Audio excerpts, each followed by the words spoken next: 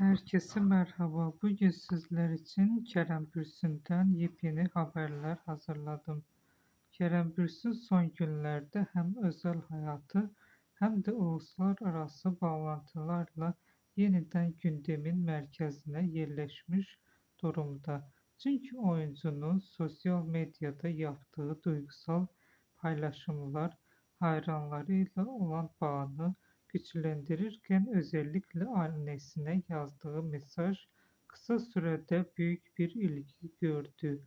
Bu paylaşım onun daha kişisel yönünü ön plana çıkardı.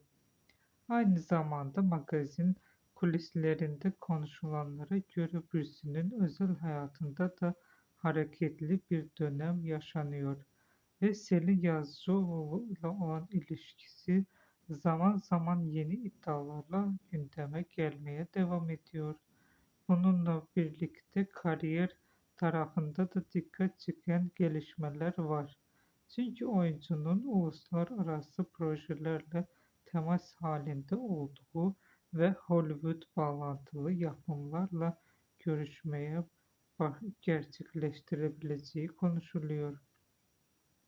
Bu durum onun kariyerini yeniden global bir seviyeye taşıyabilecek önemli adım değerlendiriliyor.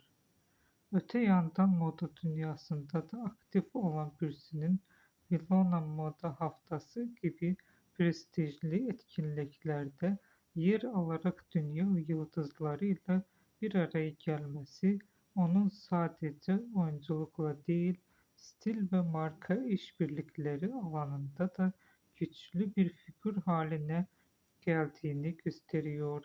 Tüm bu gelişmeler bir araya geldiğinde Kerem Bürsin'in hem ekran önü kariyerinde hem de uluslararası arenada daha görünür olacağı yeni bir döneme girdiği yorumları yapılırken hayranlar şimdi oyuncudan gelecek resmi proje açıklamalarını bekliyor.